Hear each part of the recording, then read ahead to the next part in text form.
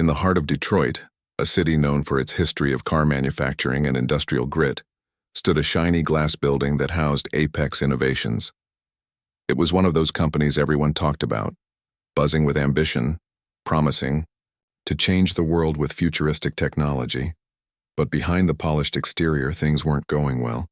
The company's big dream project, an engine called Erebus, had turned into a nightmare. Despite months of effort by some of the brightest minds in engineering, Erebus just wouldn't work properly. Every time they tried to fire it up, something went wrong. Some days it would overheat. Other times, it would shut down completely without warning. No matter how hard they tried, no one could figure out why. The CEO of Apex Innovations, a sharp-dressed man who always seemed to exude confidence, was starting to sweat under his tailored suits. He knew what was at stake. If Erebus failed, so did the company. Billions of dollars in investments were riding on this project, not to mention the reputation of the entire team. Desperate to fix the problem, he started looking outside the usual pool of experts. That's when someone mentioned a woman who worked in a small garage tucked away in one of the less glamorous parts of town. People called her the fixer. She didn't have degrees from fancy universities or a LinkedIn profile filled with endorsements, but she had something even better, a knack for solving problems that left others scratching their heads. Her name was Clara Johnson, and she wasn't your typical mechanic. In her late 30s, Clara had grown up tinkering with engines alongside her father, who ran a modest repair shop. After he passed away, she took over the business, keeping it alive through sheer determination. Her garage wasn't flashy. It was more oil stains than chrome, but it had become a local legend. Whether it was a busted radiator, a faulty transmission, or a mysterious electrical issue, Clara could fix it. Word spread quickly among drivers in the neighborhood. If anyone can save your car, it's Clara. When the CEO heard about Clara, he decided to take a chance. He sent a sleek black car to pick her up one morning, which surprised Clara more than anything else. She wasn't used to being chauffeured anywhere, let alone to a meeting with someone like him. Still, curiosity got the better of her. When she arrived at Apex Innovations, she couldn't help but feel out of place. The lobby was all glass and steel, with employees walking around in crisp suits and holding tablets. Everyone seemed so polished. And then there was Clara, wearing her usual jeans and a t-shirt smeared with grease. The CEO greeted her warmly, though Clara noticed a hint of desperation in his smile. He explained the situation, the engine, the failures, the stakes, and offered her an amount of money that made her blink twice. It was enough to keep her garage running for years, maybe even expand it. But Clara wasn't just motivated by the cash. There was something intriguing about the challenge itself. Engines were her thing after all. So despite feeling like a fish out of water, she agreed to give it a shot. Walking into the lab where Erebus was kept, Clara felt a mix of awe and skepticism. The engine looked like something out of a sci-fi movie, sleek, compact, and impossibly complex. Surrounding it were rows of computers displaying graphs and numbers along with engineers furiously typing away. They glanced at Clara as she entered, their expressions ranging from curiosity to outright disbelief.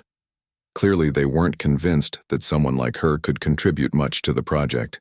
But Clara didn't waste time worrying about what others thought. Instead, she rolled up her sleeves and got to work. While the engineers relied heavily on data and simulations, Clara trusted her hands and her instincts. She spent hours studying the engine, touching every part, listening to its hums and clicks. Slowly but surely, she began noticing things the others had missed. Tiny details here and there, imperfections in the design, inconsistencies in how certain components interacted. These might seem minor, but to Clara they were clues pointing toward the root of the problem. As the days passed, Clara's presence in the lab became harder to ignore. The engineers, initially dismissive, found themselves reluctantly impressed by her insights. Yet not everyone welcomed her contributions. A few of them resented having an outsider come in and point out flaws they hadn't caught. One engineer, in particular, seemed to go out of his way to make snide comments whenever Clara offered a suggestion. But Clara didn't let it get to her. She'd been underestimated before, and she knew better than to let negativity distract her. What Clara didn't realize yet was that fixing Erebus wasn't going to be just about nuts and bolts. As she dug deeper into the engine's design, she started uncovering hints of something bigger, something troubling. Conversations overheard in the hallway, odd gaps in technical documentation, and vague answers from higher-ups all pointed to a story far more complicated than a malfunctioning machine. Little did Clara know she was about to step into a web of secrets that would test not only her skills but also her courage. For now, though, Clara focused on the task at hand. Each day brought new discoveries, each revelation bringing her closer to understanding what was really wrong with Erebus. What began as a simple job offer was quickly turning into something much larger, a journey that would force Clara to confront not just the limits of technology, but the darker corners of human ambition. Clara's first few days at Apex Innovations were a whirlwind. The engineers around her moved with urgency, their faces glued to screens filled with numbers and graphs that meant little to Clara. She didn't need charts or algorithms to understand machines. She needed to feel them to hear what they had to say. So while the rest of the team pored over data, Clara got her hands dirty.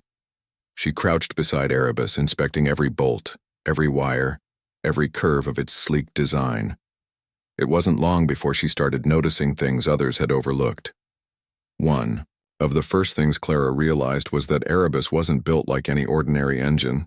Sure, it looked impressive on paper, a marvel of modern engineering designed to run on renewable energy sources, but up close it felt off. Some parts were too tight, others too loose. There were tiny scratches on components that shouldn't have been touched during assembly. And then there were the sounds. Most people wouldn't think much of the faint hums and clicks coming from an engine, but to Clara, those noises told a story. They whispered secrets about wear and stress, about corners cut and shortcuts taken. The engineers around her weren't thrilled when she pointed these things out. At first, they dismissed her observations as trivial. "It's fine," one of them said dismissively when Clara mentioned how certain screws seemed misaligned. "That's not the issue." Another rolled his eyes when she suggested testing a section of the engine manually instead of relying solely on computer simulations. But Clara didn't back down.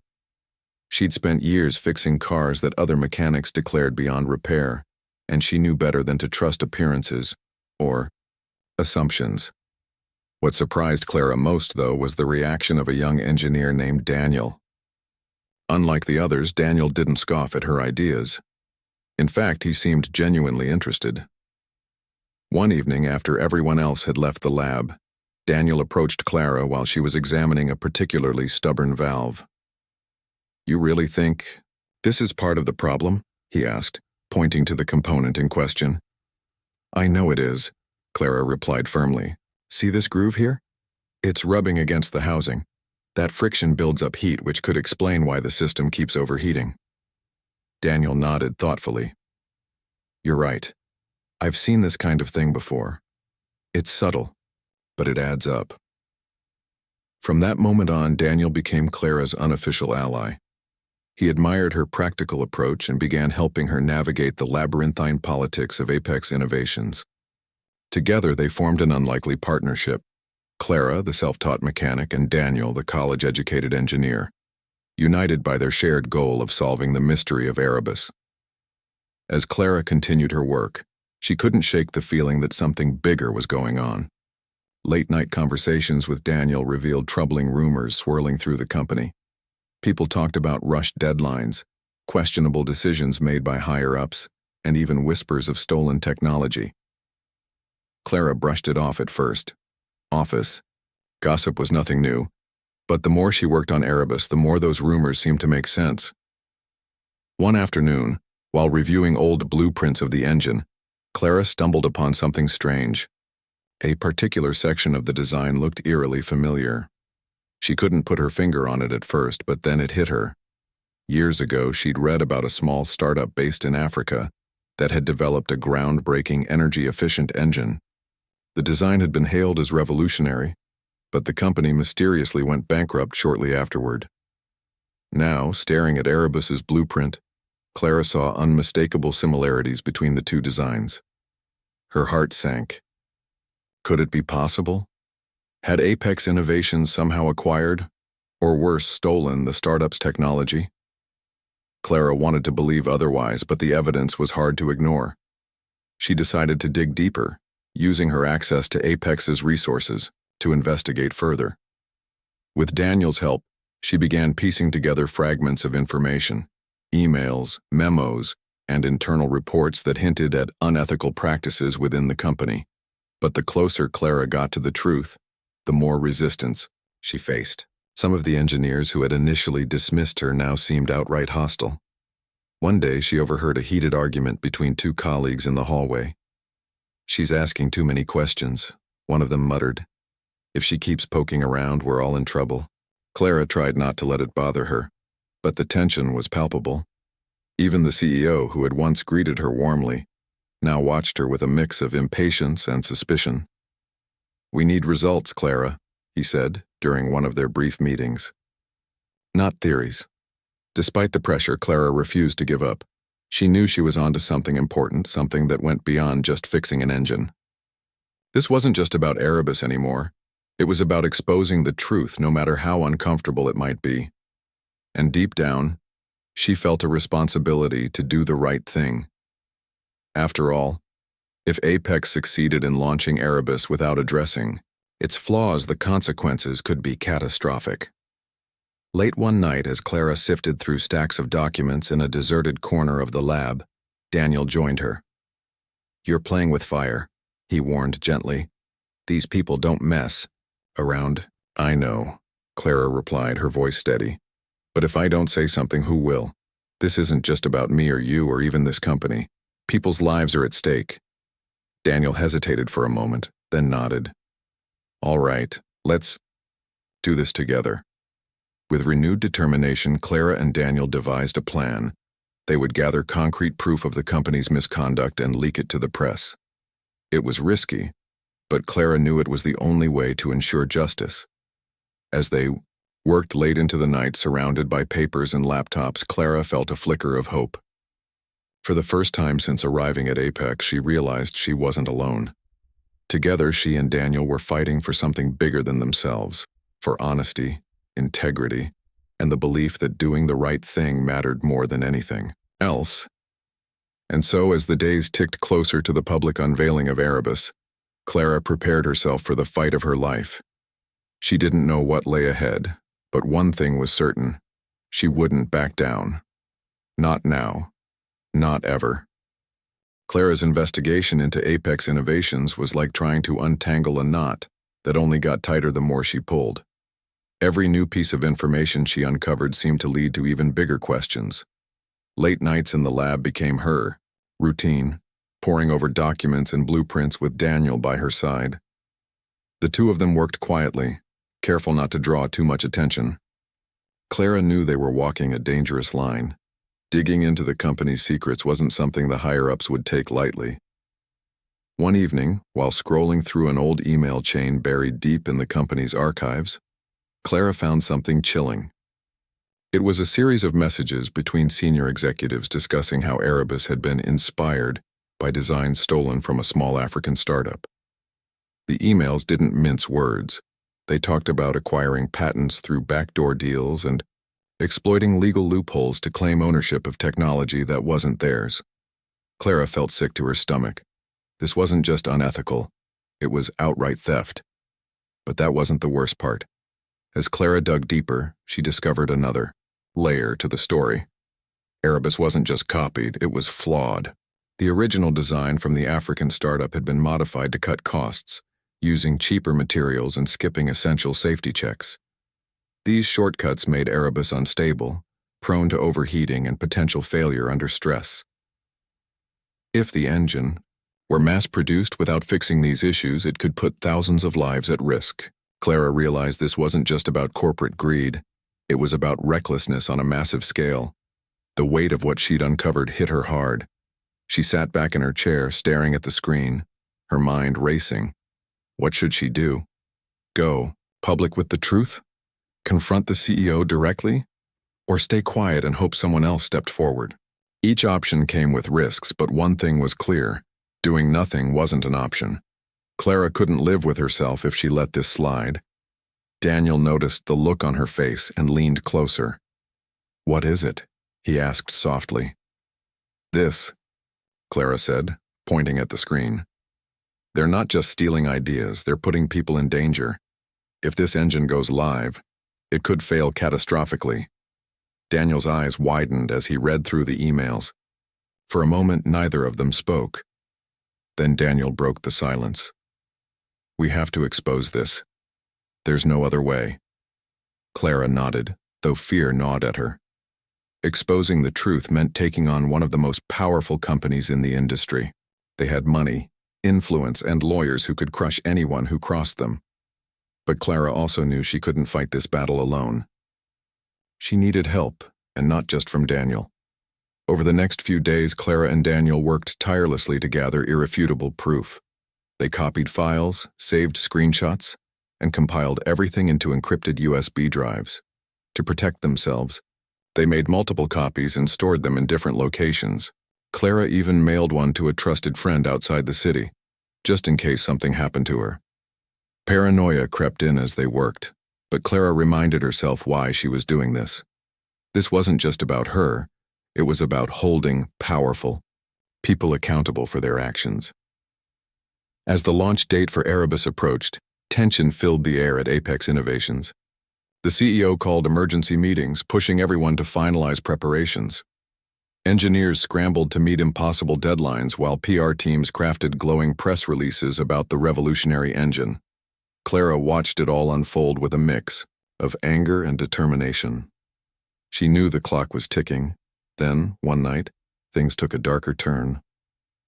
Clara returned to the lab after grabbing dinner to find her workstation ransacked.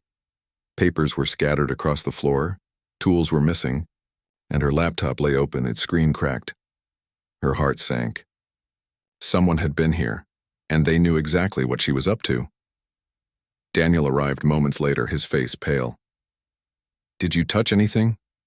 he asked urgently. "No," Clara replied, shaking her head. "Whoever did this wanted me to know they're watching." For a moment, fear threatened to overwhelm her. What if they came after her next? What if she lost everything? Her garage, her livelihood, maybe even her life. But then she thought about the people who might suffer if Erebus went live unchecked. She thought about the African startup whose dreams had been crushed so Apex could profit. And she thought about all the times in her life when she'd faced challenges and refused to back down. "I'm not stopping," Clara said firmly, looking at Daniel. "Are you with me?" Daniel hesitated for only a second before nodding. "All the way." With renewed resolve, Clara and Daniel finalized their plan. They decided to leak the evidence during the big unveiling event, a high-profile ceremony where journalists, investors, and government officials would be present. It was risky, but it was also the best chance they had of making sure the truth reached as many people as possible.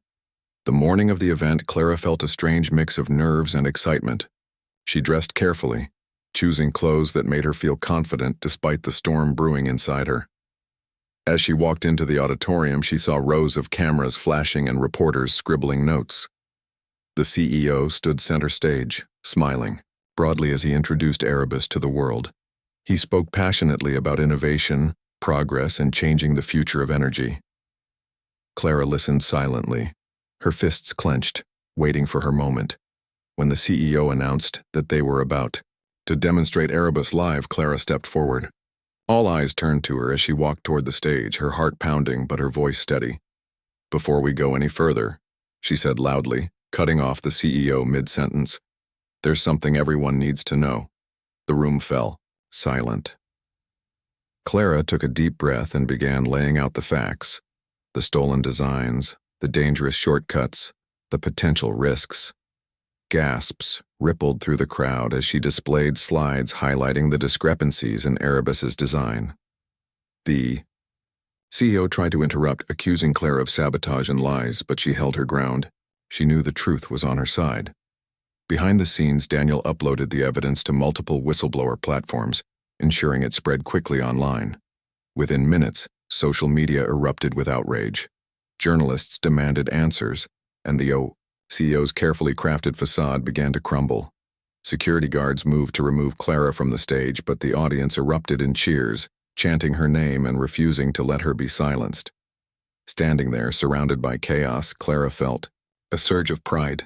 She had done what she set out to do, not for fame or recognition, but because it was the right thing to do. No matter what happened next, she knew she'd made a difference. And as the spotlight finally shifted away from Apex Innovations and onto the truth, Clara realized something important. Sometimes standing up for what's right isn't easy, but it's always worth it. The day of the big unveiling was supposed to be a triumph for Apex Innovations, a celebration of cutting-edge technology and boundless ambition. Instead, it turned into a spectacle no one saw coming. The auditorium buzzed with excitement as journalists, investors, and government officials filled the seats, eager to witness what promised to be a game-changing moment in energy innovation. Cameras flashed, microphones were adjusted, and anticipation hung thick in the air. But behind the polished facade, cracks were already forming. Clara stood near the back of the room, her heart pounding like a drum. She had spent countless sleepless nights preparing for this moment, gathering evidence and rehearsing what she would say. Still, standing there among the crowd, she couldn't help but feel small. The CEO commanded the stage with his confident smile and practiced charm, painting a picture of Erebus as the future of clean energy. He spoke passionately about how it would revolutionize industries, reduce carbon footprints, and secure Apex's place at the forefront of global innovation. To most people in the room, he sounded convincing, but Clara knew better. When the CEO announced that they were moments away from demonstrating Erebus live, Clara took a deep breath and stepped forward. Her boots clicked against the floor as she walked toward the stage, drawing curious glances from the audience. Security guards tensed, unsure whether to stop her or let her approach. By the time she reached the microphone, all eyes were on her, including the CEO's, whose smile faltered for just a second before snapping back into place. "Before we proceed," Clara said, her voice steady, despite the adrenaline coursing through her veins, "there's something everyone here needs to hear." The room fell, silent, the kind of silence where you could almost feel the collective curiosity rippling through the crowd. Clara didn't waste time. She launched into her explanation, laying out the facts piece by piece. She revealed how Erebus wasn't an original creation. It was based on stolen designs from a small African startup that had been crushed under suspicious circumstances. She showed slides highlighting the shortcuts taken during development, pointing out how these compromises made the engine dangerously unstable. And she emphasized the potential consequences. If Erebus went live, it could fail catastrophically, putting lives at risk. The CEO tried to regain control, stepping closer to the mic and raising his voice. "This is absurd," he barked, glaring at Clara. "She's lying. This woman has no qualifications, no authority." But Clara cut him off, her tone sharp yet calm. "Then explain this," she said, pulling up a document on the large screen behind her. It was one of the incriminating emails she'd uncovered during her investigation, an email chain between senior executives discussing how to acquire the stolen technology. Gasps spread through the audience as people read the damning words for themselves. Reporters scrambled to take photos of the screen while others began furiously typing notes. The CEO's face turned red, his composure crumbling. "That's private correspondence," he shouted, gesturing wildly at the screen. "It's taken out of context." "It speaks for itself," Clara shot back, her voice ringing clear across the auditorium. "You can try to spin it however you want, but the truth is right there." By now, chaos had erupted in the room. Some attendees were shouting questions at the CEO, demanding answers. Others turned to their phones, sharing live updates on social media. Meanwhile, Daniel worked quietly behind the scenes, uploading the encrypted files containing all the evidence to multiple whistleblower platforms. Within minutes, the story exploded online, spreading like wildfire. Hashtags calling out Apex Innovations trended globally, and news outlets picked up the scandal almost instantly. Security guards moved to grab Clara, but the crowd wouldn't have it. People rose to their feet, chanting her name and blocking the guard's path. "Let her speak," someone shouted, followed by cheers of agreement. For the first time in her life, Clara felt the power of being part of something bigger than herself. These weren't just random strangers. They were ordinary people standing up for justice, refusing to let corporate greed go unchecked. Cornered and exposed, the CEO tried to flee the stage, but authorities were already waiting for him outside. Someone in the audience had alerted law enforcement after seeing the leaked documents online, and police arrived swiftly to detain him. As cameras captured the scene, the once mighty leader of Apex Innovations was led away in handcuffs, his empire collapsing around him. Back inside the auditorium, reporters swarmed Clara, peppering her with questions. How did you uncover this? What happens next? Do you think other companies are doing the same thing? Clara answered as best she could, keeping her responses simple and focused. She didn't want the spotlight. She just wanted the truth to come out.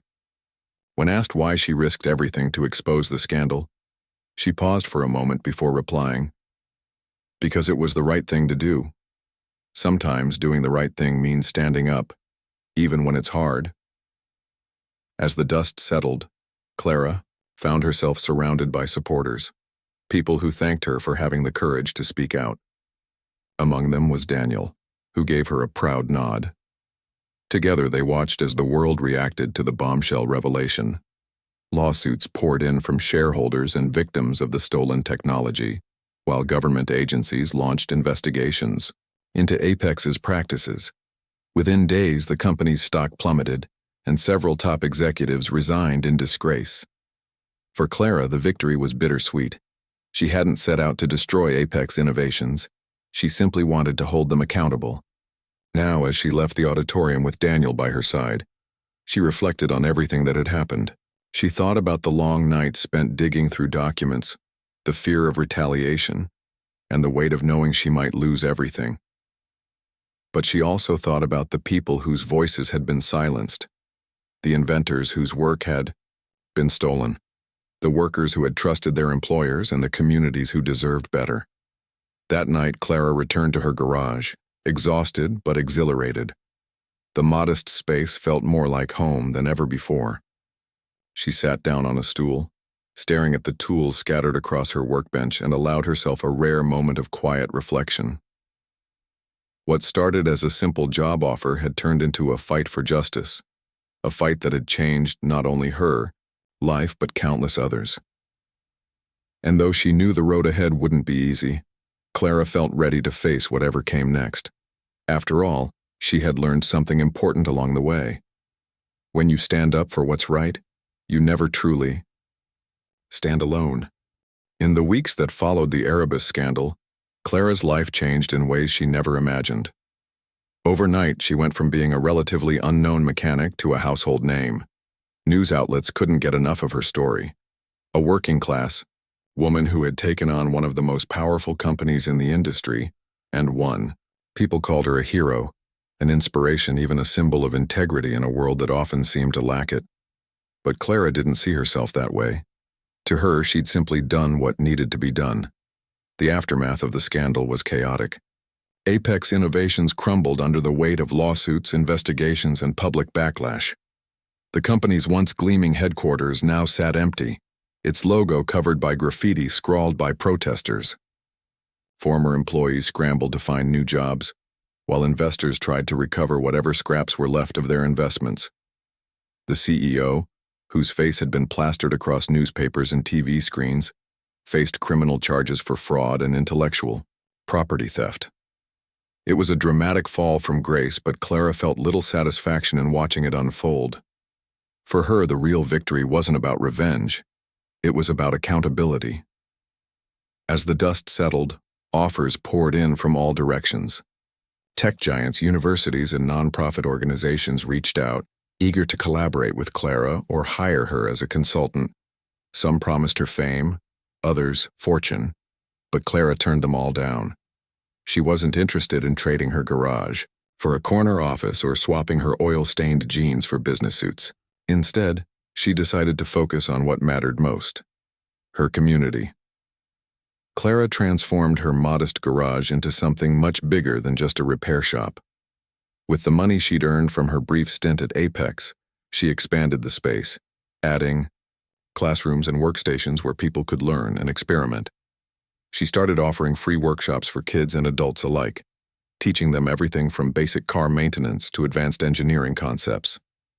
Her goal was simple: to give others the tools and knowledge they needed to succeed, especially those who might not have access to traditional education. Daniel stayed by her side throughout this journey, helping her manage logistics and spread the word about her new initiative. Together, they founded a nonprofit organization dedicated to ethical innovation. The mission was clear: to ensure that technology served humanity rather than exploited it. They partnered with schools, local businesses, and grassroots organizations to create programs that encourage creativity, collaboration, and responsibility. Clara often said, "If we're going to build the future, let's make sure it's a future everyone can benefit from." Word of Clara's efforts spread quickly, drawing attention from far beyond her neighborhood. Journalists came to interview her, filmmakers wanted to document her story, and activists invited her to speak at conferences. At first, Clara was hesitant. She didn't consider herself a public figure, and the idea of standing on stage in front of hundreds or even thousands of people made her nervous. But Daniel reminded her of something important. "Your voice matters, Clara. If you don't tell your story, who will?"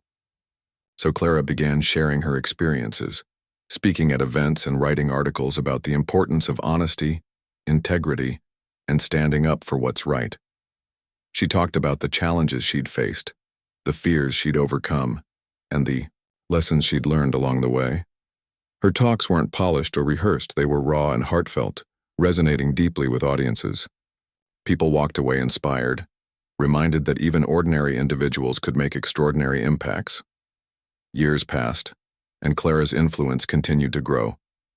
Her nonprofit became a beacon of hope for aspiring engineers and inventors, providing resources and mentorship to those who needed it most. Kids who had grown up tinkering with broken toys in their basements now dreamed of building machines that could change the world. Adults who had once felt stuck in dead-end jobs discovered new passions and opportunities. Clara's garage, once a humble workspace, had become a hub of creativity and possibility. Despite her success, Clara remained grounded. She still spent hours each day fixing cars, finding joy in the simple act of solving problems with her hands. And though she occasionally attended high-profile events or met influential figures, she always returned home to her neighborhood, the place that had shaped her and kept her rooted. She often said, "I'm just a mechanic from Detroit.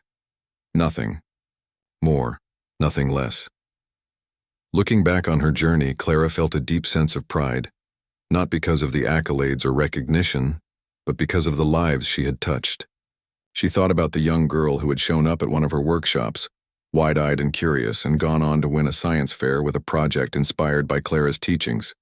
She thought about the retired engineer who volunteered his time at the nonprofit, finding purpose in passing on his knowledge to the next generation. And she thought about the countless conversations she'd had with strangers who thanked her for reminding them that doing the right thing was always worth it, no matter how hard it might seem. One evening, as Clara closed up her garage, she paused to watch the sunset. The sky was painted in shades of orange and pink, casting a warm glow over the streets she loved so much.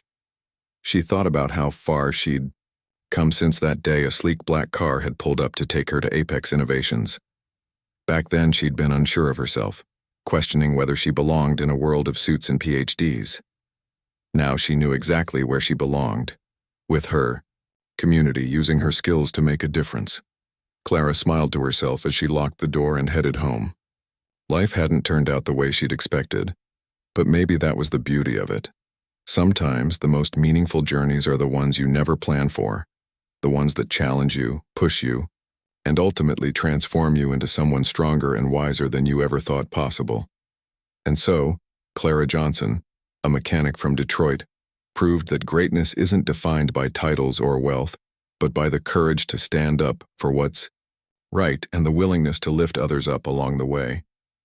Her story became a testament to the power of resilience, integrity, and the belief that even the smallest voices can spark the biggest changes.